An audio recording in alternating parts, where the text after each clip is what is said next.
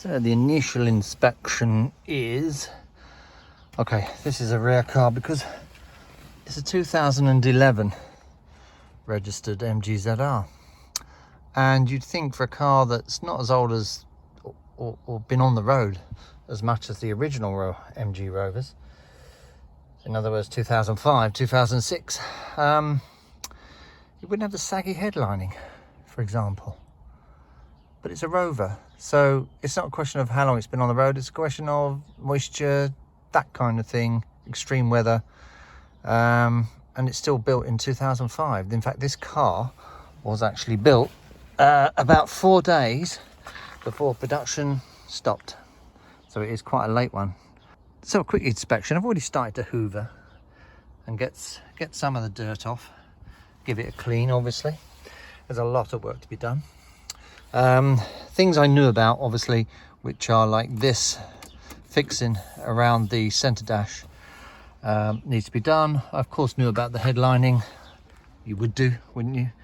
There's the other little niggles that you get on the Rover 25s, this bit of plastic for the door handle,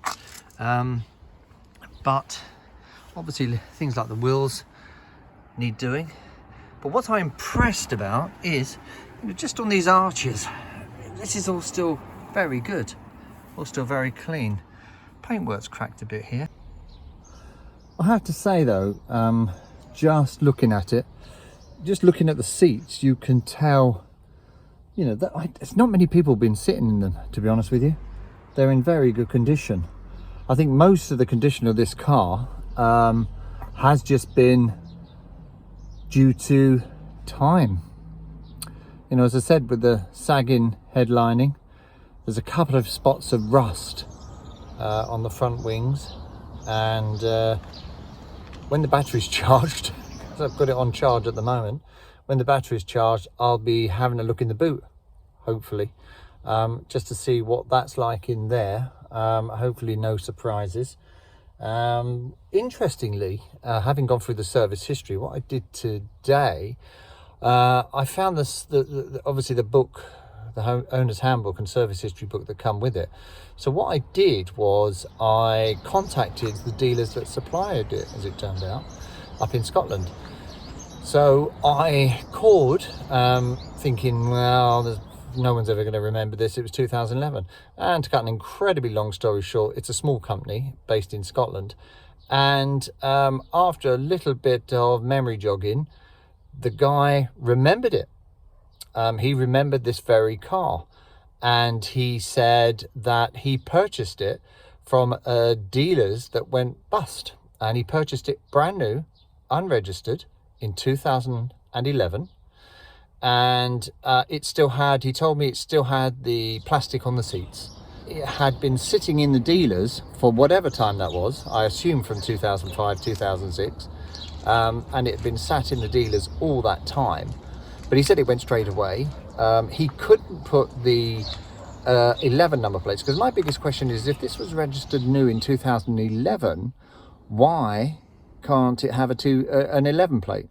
But at the end of the day, it doesn't matter. It's still a 2011 registered MGZR, and I'm going to be doing a lot of work on it to try and get this car into some reasonable shape. It'll never be pristine. It'll never look like it's just come out of the showroom again, but hopefully it will look quite nice in the end, and quite a presentable motor.